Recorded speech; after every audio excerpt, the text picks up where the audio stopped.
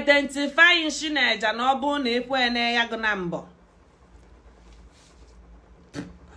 Ọ bụrụ na ya ga-abụlọ for fancy.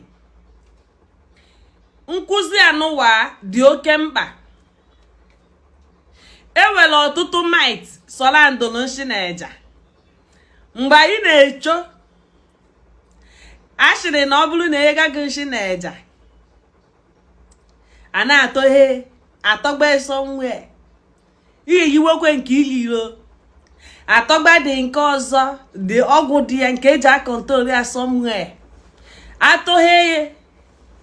ọ na-emego nte emego imo emekpago ọnụ echigo ọnụ n'ala nwayọọ nwayọọ opieru gị epo nwayọọ nwayọọ yigote gị obi nwayọọ nwayọọ na-ejedugu n'eji ị na-alịa nta alịa imo ejiri nwayọọ nwayọọ atọghe ka a na-atọghe ka ị na-eche emeghe shi ọnụ abọchie shi akpa ugoshi shi azọkwa gị na-ewuhụkwa ịbịapụghọ ka ị mere a na-atọghe ya bụ ife a na-atọghe ị na-echi nte echi imekpa ewuhụ ọ bụrụ na ịhụ ha atụrụ gị tukpue n'ime anyị nke ga-aga na wana ndokwa ọ ga-adịrị gị mma na wana enwere ọtụtụ ife akọrọ maka poison. Asịghị ngwa gụ bịa gbọọ ya ihe iriwe na ama na poison bụ ihe n'ụwa na-eme gị ipiete ebe a na-akpọ poison ihe gị something gị wụọ. Ọ bụrụ na ị wụọ ya bụ ipe ọ bụrụ na ịdụ ọkịa fụrụ ebe ahụ ị na-agbọ nta agbọ ime atụgbielu gị opi ipe ebe ahụ ekebere ekebe ashịgị na ọgụ gbọfụtara ịma nshikwa n'oyi ahụ ndekwenu ka iji wee gbọpụta ịma nshi oyi ahụ ndekwenu ka iji wee gbọọ ya isheke na-ediri ya chukwu ka dibịa ebe ọ pụrụ ụgụ na ya wee ye ndu ya n'obe ị na-adị. Ọ bụrụ na ị narụ ipe n'ebe a na-ebe ị gawa emeghe ogbuo mo ashịkwago na o nwere onye ọzọ na-agba another poison. Ihe anụwa ka a na-akpọ nshineja n'ala Igbo. Elu ị ga-esi wee identify ya nshineja ka m ji wee bịa. Igbo mma na afa m bụ Chuwa Ifechimzuru m traditional mommy GO. Abụ m onye akpụ ugo nkanụ. Ele ị ga-esi wee identify ya nshineja. Nke bụ eziokwu bụ na every single day na a na-enye anyị nshineja mana ya amaghọ. Anyị na-eche mbọchị anyị ga-echichi emeghe shi oge ebe ahụ shọnụ akpa ugo shọnụ abọchie shi agbabidogo mana o nwere ike na ime nchi ụdị nke ahụ ewuhụ etiekwego n'ala na ọ karị gị ma na ibido tata wee ghọta nke bụ eziokwu ife bụ nshineja. Nwanne gị gburugo na-akpa ugo mba gburu opu oye mana nshineja nke na-ewu nkịta bụ ogbu na igwe. Nke mbụ bụ nshineja bụ nke anụwa akpọrọ fast food otu ahụ kwa ị na-echi epogo ihe n'ụwa na-aza gị ọza gị isi ọza gị ọnụ ọza gị epo a ga-eme ka na ịlaikịkwara na ife n'ụwa na ihe ọ na-emego ka ị na-alaiki ha ka ị ma na-eji wee kama imeche ime exercise. Nke anụwa kịta bụ nshineja fast food a na-eyega gị nwayọọ nwayọọ eyega ụmụ gị n'ihu gị. Ị ga-eje ịkpọ polisi wawa ị na-akpọ polisi iji eme gị nshineja nke iji ego gị gotela onwe gị ma gotekwe ngala ọnụshi fast food.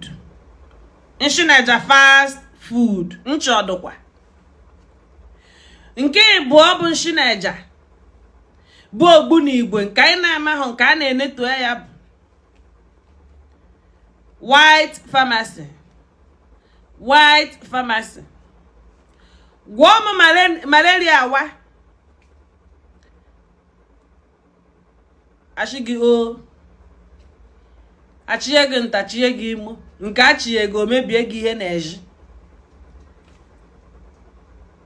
White pharmacy ewelu ifefa ji agwọ malaria ka ọ fọ typhoid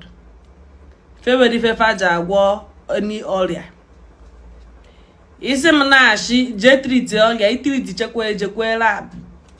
ijekwe lab efu na reducing ka ha ncha na-eridusu ewere ife eji agwọ isi ọwụwa reducing maka na ọ ka ga-awakwa gị ọzọ wakọkwa gị ọzọ wee na-akpọgwa bụ onye Igbo ọnụrụ ube nwanne gbanụ nta gbawa imo were ọkpa gị na mbọ bịa wee ebe na nwannọ ya m nchi n'onu ihe ị nidi bụ ọgwụ Igbo afa na-arụ gị otuto etolu gị ọbara akọrọ gị kansa ọ na-eme gị fibroid ọ na-eme gị ara gị azara aza ara gị atara ata ife iji ayụmamịrị aha alụ ọrụ ihe ewe feelings ị na-aga aya mee ya m na ịmaghị ife n'ụwa na-emegu ọ bụrụ na ọ bụghị ife mmụọ ọ bụrụ ife mmadụ ọ na-abụghị ife emerụ ga-eme ọ bụrụ ife imerụ mmadụ ọ bụrụ ife imerụ onwe gị ife ọsọ ya bụrụ ọdịnala Igbo bụ ife welu permanent solution ọgwọ ya ọ na-akpa mkpa ị na-anụ ihe m na-ekwu ijebe surgery for fibroid asị gị na ọ bụrụ na okpukpu mbụ ga-abaghọrọ gị uru ka ebefu gị maka na ọzọ ga-eruchi iwuo fibroid shrink ọtakpọchi ya ahụ ituru onwe gị ime na-amụ amụ anyị were ibe niile anyị were ọgwụ fibroid gbanahụ nshineja ndị ụka ihe ịtọ bụ nshineja ihe ndị ụka ihe nshineja ewetara anyị bụ ogbunigwe bụ religion na-emega anyị arụ mgbe m pelu mpe bụ mbịa be gị ọ bụrụ na ishie rice n'ọkụ nkwughe ya n'ihu gị achịrị ya ata abọchi gị akana religion ekwoghịzi nwanne malụ nwanne religion sịrị anyị gbawa fence na nwanne anyị chọrọ igbu anyị religion bụ ife na-achụ gị na be nna gị ọ religion bụ ife gwara gị na o were alụsị dị na bunu na-achụ gị ị na-ekpe ekpere every altar since that time ọ religion nshi na eje ogbunigwe o gburu anyị egbu mekwa anyị ọnụ ma anyị mememe anyị na-agha nta agha imo ka ọ na-egbukọ ha anyị n'ụwa nka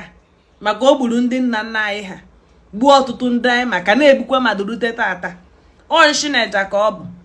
ị na-anụ ibe m na-ekwu ogbunigwe nshineja ka ọ bụ gbanahụ nke ịnọ na mama nkwue na vidiyo anụ afa m bụ Chuwa daalụ.